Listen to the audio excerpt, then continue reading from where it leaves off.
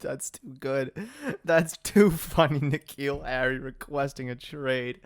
Oh my God. What on God's green earth? Whoa, N'Keal Harry requesting a trade. Whoa, not even Julio Jones requested a trade. He just said he was out of there.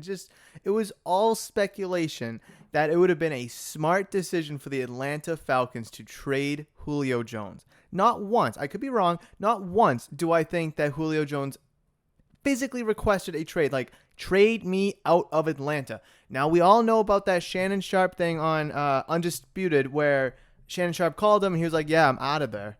But is that really a trade request? I mean, I guess you could look at it as one, but come on, N'Keal Harry. Well, okay, I guess technically his agent came out and said that, I want a trade request for my client. Bro, what have you done in this league to warrant a trade request? It's okay. Let's put this in perspective. Julio Jones, a top 5, top 3 wide receiver in this league, didn't even formally request a trade from the Atlanta Falcons, and he got dealt. Okay? You saw the package that Tennessee gave up. It was, I think, mediocre at best, okay?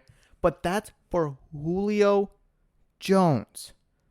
Okay? And when you look at N'Keal Harry, what on God's green earth will A, the Patriots get in return? And B, what team is going to want you? Like, oh my God, N'Keal Harry wants out of New England. Guys, we got to jump on this right now. We got to trade for N'Keal Harry right now. What?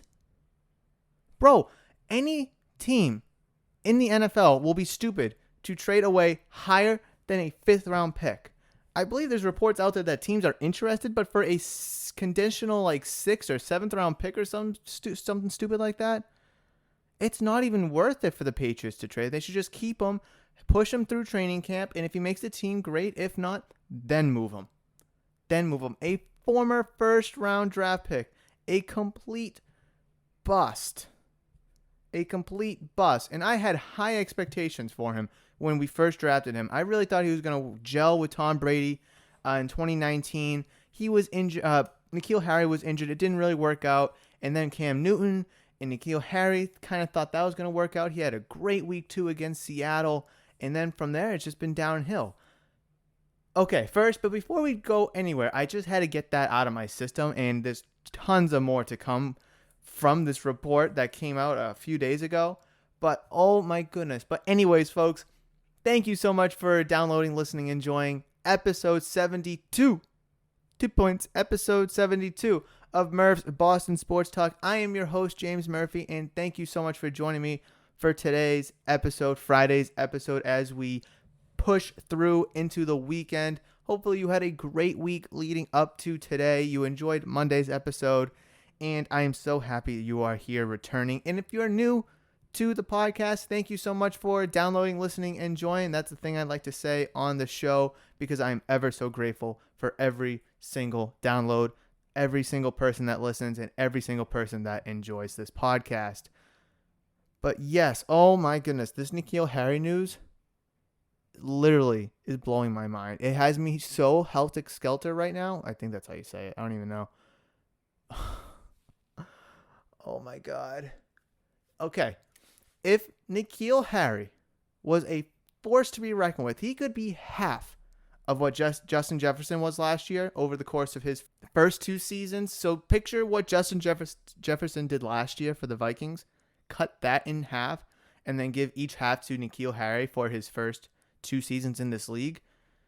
And that would probably still warrant maybe like a 3rd round pick. Maybe a conditional 2nd round pick. It's a 3rd. But it can turn into a 2 if he, exceeds and plays better than that 3rd season. But oh my God, this is so stupid. You just look foolish. The agent Jamal Tucson and N'Keal Harry just look so stupid doing this. Now, I understand Jamal Tucson, Harry's agent, is probably doing what he thinks is best for his client, N'Keal Harry. I get that and I understand that. And you probably think that this is the right move. But come on, you have no leverage. You have zero leverage. Bill Belichick now sees this and could keep you for the next 2 seasons because that's how long N'Keal Harry is under contract for with the Patriots, 2 more seasons, and not play you.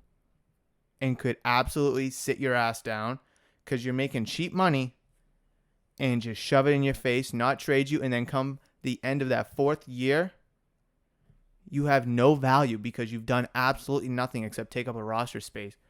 But that's something Bill Belichick would do. We all have to be honest here. That is something that he would do. Like, I'm going to be completely honest. I would do that. I'm not even kidding. This is such an asinine move. This is so stupid. You have no position of power. If you're Harry or Tucson, you have no power, no leverage. If N'Keal Harry performed like Justin Jefferson did last year as the runner-up to the Offensive Rookie of the Year, you have all the leverage. You have none. You have zero. Let me read you what Jamal Tucson, the agent for N'Keal Harry, said in his, I guess, press release, which basically wanted him to, which basically saying that, hey, I want my client to be traded. So this is what Tucson said. For the past several months, I have been working in cooperation with the Patriots behind the scenes to put a plan in place to allow N'Keal to thrive in New England. Through 2 seasons, he has 86 targets, which obviously hasn't met the expectations the Patriots and N'Keal had when they drafted a dominant downfield threat who was virtually unstoppable at the point of attack in college. Following numerous conversations with the Patriots, I believe it's time for a fresh start and best for both parties if N'Keal moves on before the start of training camp. That is why I have informed the Patriots today I am formally requesting a trade on behalf of my client. N'Keal understands a key ingredient to production is opportunity. He will continue to work hard to develop and refine his craft after missing a large portion of his rookie year due to injury. His draft day expectations for his NFL career have not changed. We are confident success is just around the corner for him and will aggressively pursue it. Now, I will say this. The Patriots foolishly drafted N'Keal Harry over DK Metcalf and I believe A.J. Brown. Could be wrong about that one. Anyways, where do I even begin to dissect this? Because this whole statement is just cluttered with ass. Let's see. Through 2 seasons, he has 86 targets, which obviously hasn't met the expectations the Patriots and N'Keal had when they drafted him. I'll get to this. I'll get to the next part. Don't you worry. 86 targets. Okay, so N'Keal Harry missed roughly half of his rookie season 2019 due to injury. And the opportunities he did get, I mean, I heard on the radio that out of 100 wide receivers or something like that since 2019, N'Keal Harry has been open 25.5% of his routes. I don't know what the minimum route number is. I would assume probably like 50 or something. You are open 25.5% of the time, and you're 6'4", and I don't even know how much you weigh. 2 something? Just call it 240 or 230? I don't even know. I feel like 240 is a little too much. Let's see. N'Keal Harry weight. 225. You're 6'4", 225, probably have 2% body fat, and you're only getting open 25.5% of the time against single coverage. That's what that stat is, against single coverage. I should have mentioned that. Now, let's not forget, N'Keal Harry has been bodied and open field tackled by like 5'10" Bradley Roby for the Texans, I believe. I believe that's his name. Last year, open field, Harry had the ball, and little 5'10" Bradley Roby tackles him. What kind of downfield dominant threat who is virtually unstoppable at point of attack gets tackled by a 5'10" undersized cornerback? It makes no sense. Dude, in the first game last year in 2020, he had the ball and he ran to the end zone and he fumbled it through the end zone for a touchback against a undersized defensive back. I don't know who it was, whether it was a cornerback, a safety, whoever. Bro, you can't get open. You can't use your 6'4" frame, 225 frame to beat up these undersized defensive back, cornerbacks, safeties, whoever. But you are a dominant downfield threat who was virtually unstoppable at the point of attack in college? Excuse me? What? I just don't understand where that is coming from. I just really don't understand. And let's just take a good gander at his college statistics. Let's just take a look at them. Freshman year, 12 games, 58 receptions, 659 yards, 5 touchdowns. Let's see, 2017, sophomore year, 13 games, 82 receptions, 1,142 receiving yards, and 8 touchdowns. 2018, junior year, 12 receptions, 12 games, 73 receptions, 1,088 yards, 9 touchdowns. I mean, is that really a dominant downfield threat? Like, let's just be honest. When I think of a dominant downfield threat, hold on, let me get the exact quote. A dominant downfield threat who is virtually unstoppable at the point of attack in college. Just recent history. Who do you think of that fits that bill? Because first of all, just off the rip, N'Keal Harry is not who I think of. Now, obviously, we could look at the most recent Heisman winner, Devontae Smith, but I feel like, class of his own. I'm not going to include him. I didn't even look at his stats, but I just don't want to hear people saying, oh, you just chose the best wide receiver. You just picked the Heisman to compare to. Okay, fine. So I won't do it. Heisman, almost basically virtually the MVP of college, right? So I won't pick him. But let's look at 2019 sophomore year Ja'Marr Chase. I think that's fair, right? He sat out 2020 due to COVID, so his last year was 2019 with Joe Burrow and LSU when they won college football playoffs. Just drafted this past year, number 5 overall to the Bengals, so he'll be with Joe Burrow again. Now, when I think of unstoppable downfield attack, whatever the hell it is, I think of 2019 Ja'Marr Chase. Okay, he didn't win the Heisman, but he sure as hell was the best wide receiver that year.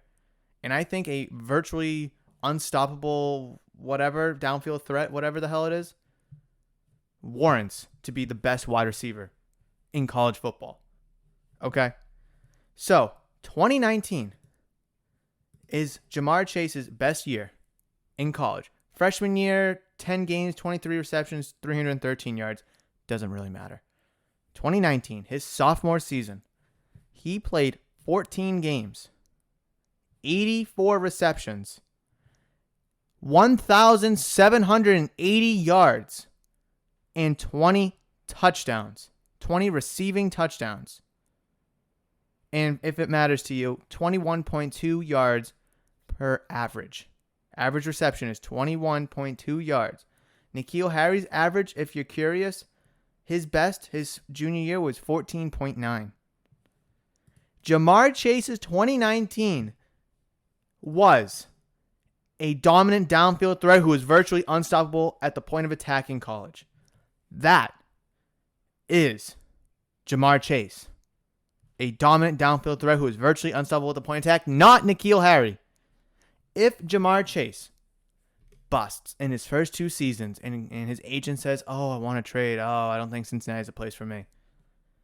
You still, probably a second, still third round pick. Look at Ja'Marr Chase. Look at what he did in college. Look at the reports and the scouting and the comparisons that he's getting. He has so much potential. And he was drafted so high for a reason. And look what he did in 2019. That is a player who could somewhat warrant a trade request at such a young age with no experience in the NFL. Not a 1,142 yards, 82 receptions. Like, The reception numbers in his sophomore year, nice. I mean, he had 73 in 2018, his junior year, nice. But come on. This is just so stupid. This is just so stupid. This is such a bad look for N'Keal Harry and his agent. I really I understand the agent putting his client's best interest forward. I understand that and I support that. But within reason, when it's just, you have done nothing in this league to prove yourself. If you have proven yourself and it's just still not working in the NFL with the New England Patriots, then I would support this because you would see that time and time again. Is a player's played with a team for a couple years, not working out. I just don't understand. This is just not a good look. This is just not a good look for N'Keal Harry, for his agent. I want to understand, and I want N'Keal Harry to perform so good this year because a first-round pick was used on him. So you kind of need him to do good. Otherwise, it's just going to be another first-round bust. And the Patriots have had plenty of those over the course of Bill Belichick's tenure. Not just first round players, just players in general. And we can't, ignore the fact that Bill Belichick, this is his first time drafting a wide receiver in the first round, which was N'Keal Harry. But, I mean, just picks have been busts. N'Keal Harry. Sony Michel is on his way to do so. And I'm not even going to go into, recent years, like, second round bust and all that. But just let's look at the Patriots' depth chart. I don't want to say depth chart, but at least their wide receivers, right? Let's just look at their wide receivers. Nelson Aguilar, Christian Wilkerson, Devin Smith, N'Keal Harry, Kendrick Bourne, Jacoby Myers, Isaiah Zuber, Gunnar Olszewski. It's going to be tough for him to make the roster. I mean, obviously Matthew Slater is technically a wide receiver, but he's not going to be a wide receiver. He's the gunner for special teams, right? Nelson Aguilar 1, Kendrick Bourne 2, Jacoby Myers 3, Gunnar Olszewski 4, N'Keal Harry 5, I guess. But then you have Christian Wilkerson, Devin Smith, Isaiah Zuber, who are bubble players, and then Matthew Slater will take up another wide receiver spot. So how many wide receivers does Bill want to carry? That's the question. I don't know. I think I have to stop talking. I have to close the tabs out on my computer about this because otherwise I'm just going to keep talking about it. And it's just going to piss me off even more. So, okay, I'm done with the N'Keal Harry thing. Definitely comment down below if you're watching on YouTube or reach out to me on social media at Murphs_BostonST, where the ST stands for Sports Talk. I want to hear your opinions about this because clearly you know mine based off of that giant rant that's almost 20 minutes long now. I need to know. Is N'Keal Harry in the right to do this? Or is he just shooting garbage out of his ass? Because I think he just give it one more year maybe. Try to prove yourself this year. This year, prove yourself. And then you can request a trade that, listen, Patriots didn't give me an opportunity. I got my opportunity finally, and look at me. I'm thriving. I don't want to be here anymore. It's not working out. I had to force myself to put up these kind of numbers. Wait till next year. And then, obviously, if you ball out before the start of next season, that potential fifth-year option will be available. And if you trade before then the other team can use it, and it'll give you an extra year security plus more money. Oh, the timing was just so bad for you, N'Keal. I'm sorry. The timing was just so bad for you. Okay. All right. I'm done, though. But I do want to hear your thoughts about it. So reach out to me on social media or down in the comments below if you're watching on YouTube. I want to hear your thoughts about it because I can't be the only one that has an opinion about this. Red Sox. Let's just be blunt about it and switch over to the Red Sox. Games against the Angels were kind of struggling. I mean, they were close games. First one, they won 5-4. The second one, they lost 5-3. And then they lost 5-4 on Wednesday. They were off yesterday, and they played the Phillies today. I don't know. I mean, the tropical storm, so that might get pushed back. And then, I mean, they have the weekend series with the Phillies that I think they should be able to win. I don't know if they should sweep them. I mean, Phillies are doing okay. They're 42 and 43. Excuse me. 4 games out of first place. That NL East, though, is getting a little interesting. You got the Phillies, Nationals, and Braves, all 4 or 4.5 games back. And then the Marlins are just 8.5 games out. Just like sneaky.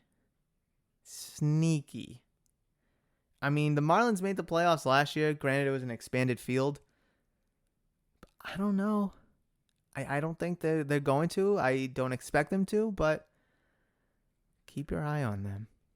Keep your eye on them. Anyways, this is not about the Miami Marlins. It is about the Boston Red Sox. And I think 2 of 3 against the Phillies would be just, right? I mean, you spent an entire week on the West Coast. You had a rather successful road trip, I would say, right? You won 2 of 3 against the Athletics, and then you lose 2 of 3 to the Angels. So I guess you split it. You go 6-6. I'm sorry, 3-3. Granted, it's a West Coast trip. I guess you'll take it, right? But I mean, the 2 games you lost last night did not help, or 2 nights. Hold on. The last 2 games of the series that you lost does not help you in the standings because the Rays swept the Indians, and they're now 2.5 games behind you in first place instead of 4.5 where it did start your Angels series. Hence why this series against the Phillies is kind of important to get back on track. Who are the Rays playing? The Rays are playing the Blue Jays this weekend. Okay, that's interesting. So the Blue Jays are definitely going to want to kind of ball out that series because they're 8 games out. Yankees are 9 games out. Red Sox can go 2 of 3, kind of keep the Tampa Bay Rays in check, hopefully. The Blue Jays can. Obviously, all in efforts to kind of get closer on their end. I'm liking where the Red Sox are at right now. No one really expected them to have the best record, or I guess tied for the best record in the American League. Astros are also 54 and 34, just as you are. And obviously the Giants have the best overall record in baseball in terms of winning percentage at .628 because they're 54 and 32. So they just have 2 less losses than you have. I really like the Red Sox right now. I still think that they need to go out and trade for a couple pieces. I'm hearing a lot of things about the Red Sox not trading for a bullpen arm because they plan on using Chris Sale as that bullpen arm, and their bullpen's actually really solid as it is right now. And if you add Chris Sale to that bullpen, then wow, it's even more dangerous. And as much as I'm very cautious and hesitant to claim Chris Sale as a weapon, I've always said that he would be a much better use in the short term out of that bullpen because I don't want the Red Sox to rely on Chris Sale to come back as a starter because obviously starting is so much more challenging and difficult than it is as a reliever, sorry. Starters have to go 5, 6, 7, 8 innings. Relievers just have to go 1, maybe 2 at best, and it's easier to produce when you're doing shorter innings than it is when you're doing longer innings. And when your bullpen's already so good and your pitching rotation is okay as it is right now, I think you can afford to put Chris Sale in the bullpen. Maybe a couple spot starts here and there for like a double header, or if just you're down an arm in the rotation, say someone gets sick or something. And then you have Tanner Houck coming up from AAA soon, who will be your hopefully 5th starter replacing Garrett Richards, hopefully soon, because I think everyone under the sun here in New England is done with Garrett Richards. But I'm not going to get into that because I'm trying to keep this fairly positive. Because right now the Red Sox have surprised a lot of us, not just Red Sox fans, but baseball fans in general. No one saw the Red Sox being in first place this late into the season. People probably had the Yankees pegged. I kind of had the Blue Jays winning the division, or at least being serious contenders to win the division. The Rays won it last year, made it to the World Series last year, and they're still balling out very well. I mean, if it wasn't for the Red Sox success so far, the Rays would be in first place. So you can't discount the Rays. But I am loving what the Red Sox are doing right now. I love what I'm seeing, but they do need to address their needs at the deadline. And I think a starter would be good. I don't know if they need to go out and get an ace, but with Tanner Houck coming up, with Chris Sale more than likely going to the bullpen according to reports and rumors, do I see them addressing pitching at this deadline? No, but I still think they should because Evaldi's been doing fairly well, obviously being an all-star. Nick Pivetta has been a pleasant surprise this year. Eduardo Rodriguez knows how to pitch well. He knows how to be an ace, but he struggled this year. Martin Perez, he's had his ups and downs this year. And then obviously Garrett Richards can take a hike. Tanner Houck would replace Garrett Richards, and then basically, do you want Martin Perez being your fourth, fifth guy? I don't know. I don't think so. I think I'd rather try to go out and trade for someone, potentially, maybe just like a rental where it's a low prospect. I would think would be a smart idea. But I also don't see Chaim Bloom going out and trading for a rental, giving up, even if it's like a couple low-end prospects. I just don't see him doing that. So I think the pitching itself is going to be sticking the way that it is, especially with Houck and Chris Sale coming up. If only one of them was on the horizon, then I think the need for a starter would be a little bit more intense. But with both of them coming up and both of them being able to start, I just don't think there's going to be a need for the Red Sox to go out and get pitching. As much as I'd like to see them go out and get pitching, hitting-wise, I mean, as consistent as they've been ever since I chewed them out a couple weeks ago, I still think that they need to go out and get a left-handed bat, a first baseman even. I just don't think Bobby Dahlbeck's cutting it. People are saying Kike Hernandez has solidified himself as a leadoff hitter. Yeah, he's had a nice week or so, but like, are we really going to call an 0-for-4 hitter last night? Oh, with one walk, excuse me. Our leadoff hitter moving forward. Oh, the other night he was 1-for-3 with a walk. Okay, that's nice. And then the first game against the Angels, he was 1-for-4 with a walk.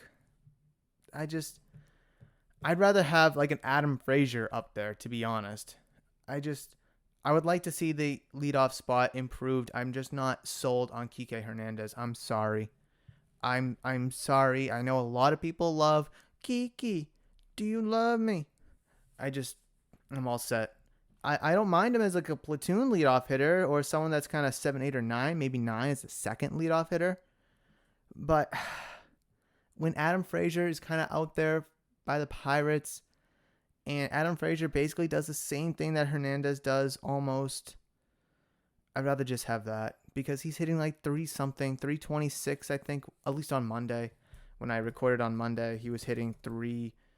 Let's just look him up just to get accuracy. He is hitting 326 right now. It's just like, would you rather have 326 as your leadoff hitter? Or would you rather have, let me just get Kike Hernandez up. Or would you rather have 239 leading off? A whole 100 points higher. Just about a whole 100 points higher. And you'd probably have to give up a little bit more than a couple low-end prospects because Adam Frazier does have the rest of this year and next year for team control. If you want to win the World Series, that is the kind of move that you need to make if you're the Red Sox. This team needs help. They need to get bolstered. You cannot leave this team the way that it is and expect to win the World Series because you have teams like the Rays that are just chewing down the back of your throat. You have the White Sox who are doing exceptionally well, going to be running away with the AL Central fairly soon, if not already, being 7.5 games up on the Indians. You have the Houston Astros and the Oakland Athletics who are balling out in the AL Central. Then if you want to look at the National League real quick, I'm not doing the whole league thing right now, but just giving you an idea of the good teams that are out there. You have the Mets, you have the Brewers who are running away with the NL Central. You have the Giants, the Dodgers, and the Padres. So the National League is going to be good, and all those teams can hit. Every team that I just mentioned can hit the ball. So you're going to need pitching, and you're going to need to be able to hit with them. And I think your lineup is one of those teams that can hit with anybody in the league. But why can't we get the richer to be richer? That's all. In baseball, that's not a bad thing. In sports, that's not a bad thing. The rich get richer. If you throw an Adam Frazier on your team, you have him in center field hitting 326 leading off. Dude, how could you not want that? Because you like Kiki. Do you love me? You just like Kiki for the memes. That's all. I think the Red Sox need to go out and make a move. They need to make, I would say, at least 2 moves. I don't really care what I do care what they are. Don't get me wrong. But as long as they make 2 moves and show me that they are serious about this 2021 Red Sox team, then I can get behind it. Like I said at the trade deadline for the Celtics, just make a move and show me you're serious. They go out and they trade for Evan Fournier. And then they go out and trade for Luke Cornett and Mo Wagner. How'd that work out? But at least they made moves, right? You can't be mad at them for making moves and showing you that, hey, we're actually going to try. The Bruins, they made a move. They made a huge splash by getting Taylor Hall and Curtis Lazar. And then they went out and got Mike Riley. They made moves to show you, hey, we're serious. Red Sox, you have to do the same thing. You have to do the same thing because we know that all these other teams, I'll just specifically say the American League. I'll just keep it to your league. The American League teams will go out and make a move. I don't know if the Rays will because they just called up Wander Franco, and that's our big move. And something the Red Sox would say. Because they're a low budget, we like to win with our own guys kind of team. I could still see them making a small move. White Sox probably going to go out and make a move. They're being linked to some second basemen since Nick Madrigal is injured. Indians being 7.5 games out of the Central, but I don't know where they are in terms of the wild card. They could make a move. Astros, Athletics, and Mariners, for once, the Mariners could be flirting with a wild card spot. They're like 5 or so games out last time I checked. They all could be making a move. And then you probably would expect the Blue Jays and the Yankees in your own division to make moves. I mean, I think the Yankees should be sellers this year, but I think that's going to rile up a lot of Yankees fans if they're listening. And I also want to talk more about the deadline as we get closer after the All-Star break. But everyone around you is going to be making moves. You cannot be the only team to not make a move. You cannot sit on your hands this deadline and watch the Blue Jays get better. The White Sox get a second baseman. The Athletics get pitching. You can't do that. You have to be aggressive. Go out and make a move. Don't make a dumb move just to make a move. Make a smart move. Make a smart move to help your team this year, because the way that these players have bounced back after last year and after 2019, because they were disappointing then too, is remarkable, and they deserve it. The Red Sox deserve it. The Red Sox Nation deserves it. All of New England deserves this team to make a move. And that is going to be my Red Sox minute, but I'm not done talking about baseball though. I'm not. Well, first of all, hold the phone. Before I transition to a different subject, let me know what you think. Reach out to me on social media or comment down below in the comment section here on YouTube, if that's where you're listening. Do you want the Red Sox to make a move? Who should they make a move for? As we get closer to the trade deadline, once we get past the All-Star break, I'm going to be diving more into this about which moves that we could see around the league, not just for the Red Sox, because I love the trade deadline season. It's one of my favorite in sports, and I really think that the Red Sox should go out and make a move. But I don't want to just be the only one with opinion. I know that you have an opinion as well, and I'd love to hear it. So let me know if the Red Sox should or maybe shouldn't make a move, and I want to hear why or why not. So that is my Red Sox minute or so, right? But we're going to stick with baseball still, and I want to talk about the Home Run Derby, because the Home Run Derby is my favorite all-star event out of all of the all-star events. Football, I guess the skills challenge or whatever they call it. Basketball, I don't really watch the hockey all-star break, to be honest, but I love the Home Run Derby. In my opinion, it is better than the slam dunk comp. It is better than the three-point comp. It is just, when they first added the 4-minute clock to the Home Run Derby, I thought it was stupid. Because I just want to see someone hit like 30. If they can hit 30 home runs in 10 outs, let them friggin' do it. But no, adding the clock has added such a cool element to it. Oh my God, he only has 10 seconds. He has to hit 2 more home runs. Is he going to do it? Oh my God, he does it. It's going to overtime. Like, that's the stuff that gets really exciting. And after the first year, seeing how exciting it was, I think that was the year Giancarlo Stanton, I think it was in Miami too that year. I think that's when they added. I don't remember if he won it or not that year. Or maybe Aaron Judge won it that year. But anyways. Anywho. We have our final list of participants for the Home Run Derby. And I am so excited. We have our first round matchups as followed. The number 1 seed, Shohei Ohtani versus the number 8 seed, Juan Soto. Number 2, Joey Gallo versus number 7, Trevor Story. Probably Trevor Story will be a Colorado Rocky for just a couple more weeks. He'll probably be traded. And since the All-Star game is in Denver, they're going to have a Colorado Rocky player doing it. And it would be stupid to have anybody other than Story. You just look around the league, everywhere that it is somewhere, that hometown player is doing it. It's just a fact. Bye, Bogey. Bogey just got off the little bench and he's waddling away. So this year it was supposed to be in Atlanta. You could probably expect Acuna or Ozzie Albies to be in the home run derby. Anyways, moving forward. Number 3, Matt Olson versus number 6, Trey Mancini. And then number 4, a bit of a surprise here, but Salvador Perez of the Kansas City Royals versus Pete Alonso, who will be defending his title from 2019. So this is our first home run derby in 2 years. And we have the defending champion Pete Alonso back to defend his crown. This year, I am loving, absolutely loving the participants. It has been a struggle recently to find stars to participate in the home run derby. It has been a struggle.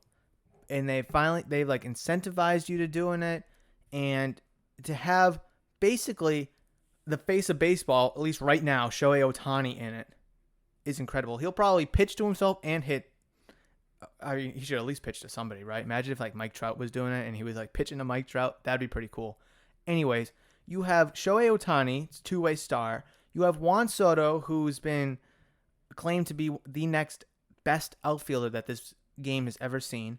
You have Joey Gallo, who mashes insane home runs and more than likely will be moved to the deadline. You have the hometown star, Trevor Story, who's going to be moved come the deadline. Matt Olson out of the Oakland Athletics, who has this weird, quirky little batting stance, but he hits the ball incredibly far, and he's a tremendous defender.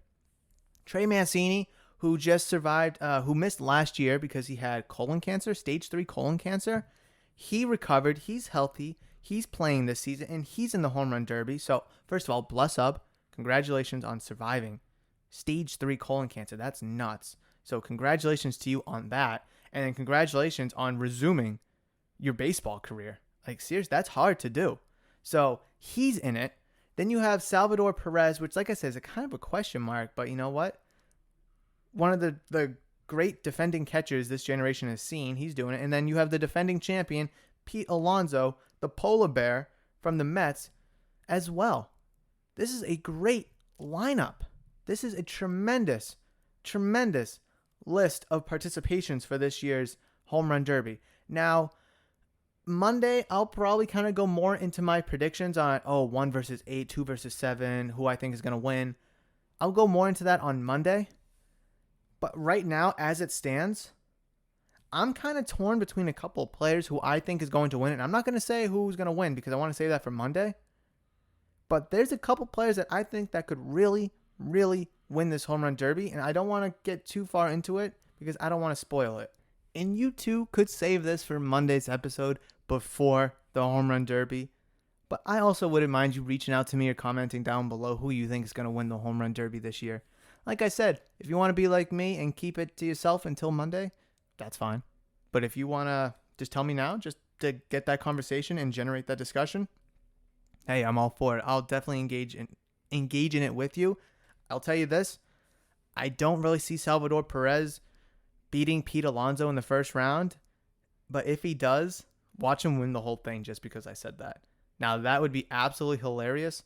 And that'd be a total Murph thing, is saying someone's not going to win it and then them win it. I think I might have even said that against Pete Alonso in 2019. I forget who his matchup was in the first round. But I don't think I had him winning. But, hey, you never know. You never know. We'll just have to wait and see, I guess. We will just have to wait and see. But let's just go into a little bit more statistics about our participants this year. And we have some clubbers. Let me say. We got some absolute clubbers. So I'm going to start with Shohei Ohtani. Obviously, he has 32 home runs as of now, at least. And his max distance on one of those home runs is 470 feet. Pete Alonso, 15 home runs, 443 feet. Trevor Story, 11 home runs, 466 feet. Trey Mancini, 15 home runs, 451. Salvador Perez, 20 home runs, 460 feet. Damn. Matt Olson, 21 home runs, 445 feet. Juan Soto, 11 home runs, 437 feet. And Joey Gallo, 23 home runs, 462 feet. Those stats are as accurate as of the start of games on Thursday, July 8th. So yesterday, obviously people could have hit a home run or two here and there between now, well, I guess during yesterday's game. But I don't know. I do wish that we did see Vladimir Guerrero Jr. in the home run derby this year again. That would have been absolutely awesome. Everybody loves Vlad. He's a wagon.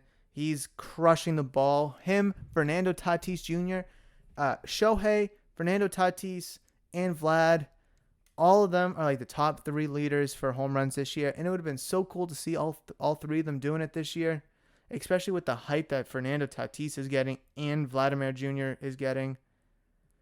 That's what the game needs. And it's fantastic. Let me tell you, it is fantastic that both Shohei Ohtani and Pete Alonso are in it this year. If they weren't in it, this year would have so much less hype.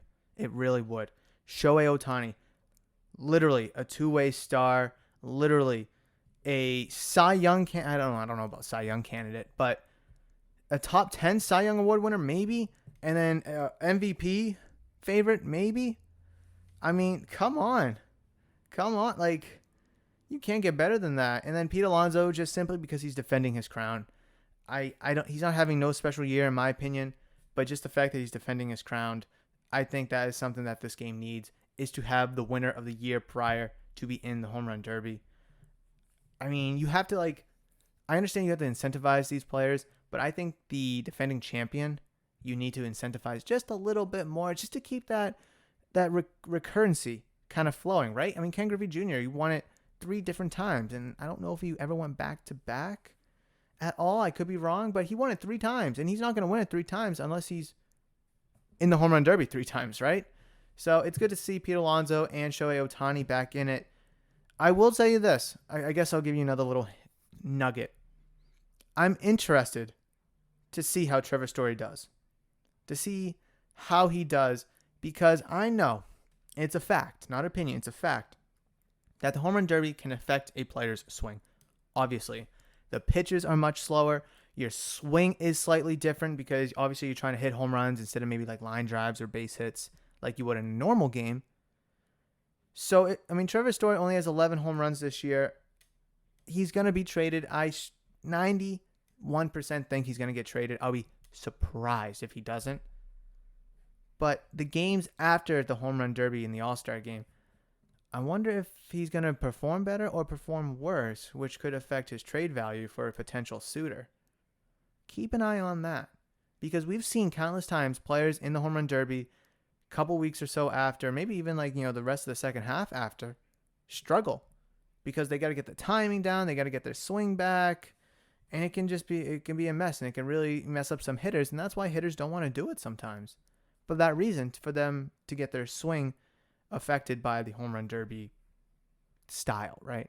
So I don't expect Trevor Story to fall for that, because I guess I fall in terms of getting his swing affected, his timing affected, because he's such a great hitter. He's a pure hitter with a great glove. Not that it matters, but just complimenting the guy, right?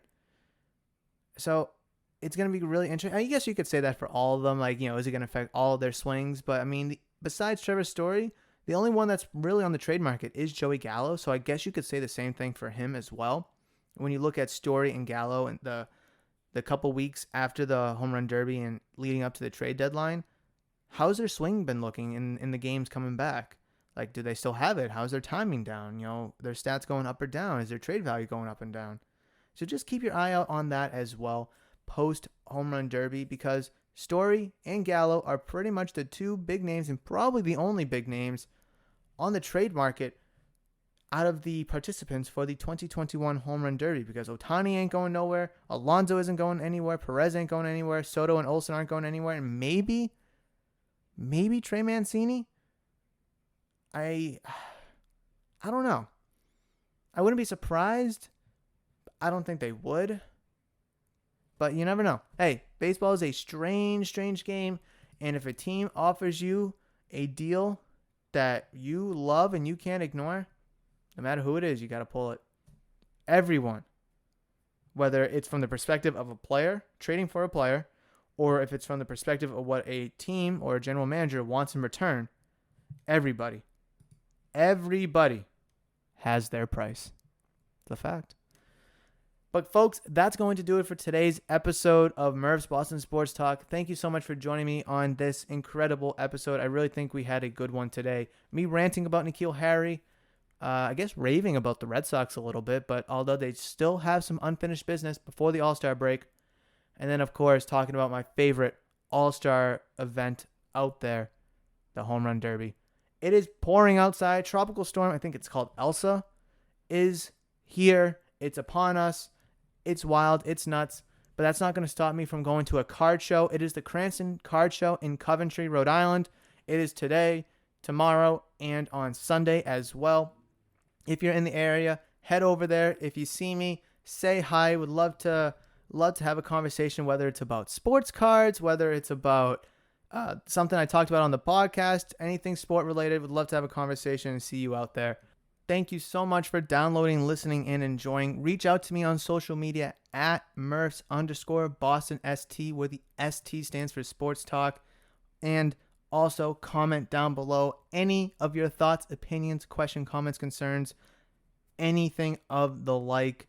I really appreciate, if you're watching this on YouTube, liking the video, subscribing to the channel if you're new, or if you haven't considered subscribing yet. And like I said, also commenting down below. Thank you so much. And between now and next episode being on Monday, where I'll be diving more into the Home Run Derby and also recapping the Red Sox first half of their 2021 season, between now and then, you know that I love you, and you know that I will always see you.